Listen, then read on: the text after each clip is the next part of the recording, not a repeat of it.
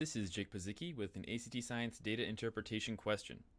So, this question is asking us to look at whether the data that we see matches up with the hypothesis.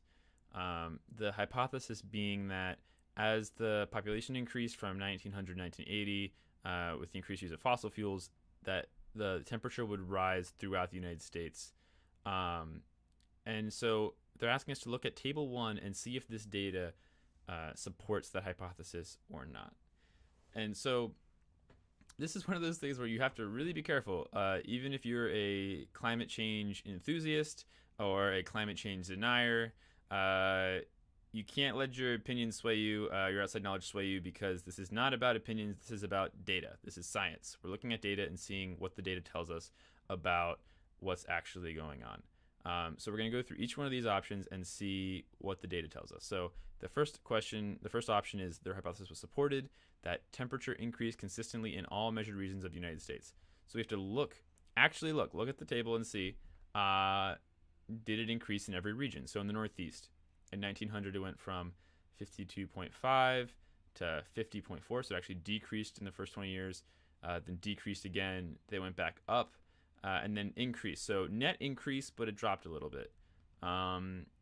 So that would even make me question, it didn't really increase consistently. I would even question this. But then if I look at Alaska, for example, I see that it was at 23.5, 20.4, 21.4, and then dropped to 19.9. So it actually had Alaska actually had a net decrease over those years. So it did not increase in all measures of the United States. So answer A is wrong.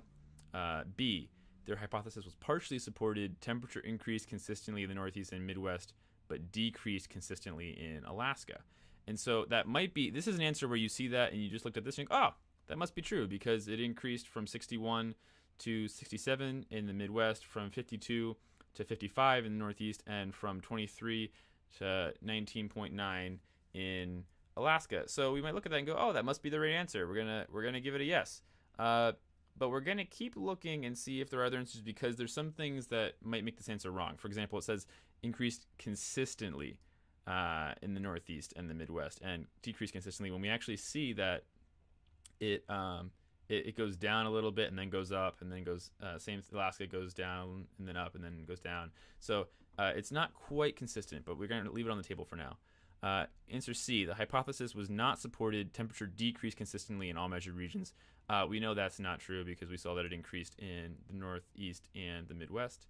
And then the last one is, it is unclear whether or not their hypothesis was supported.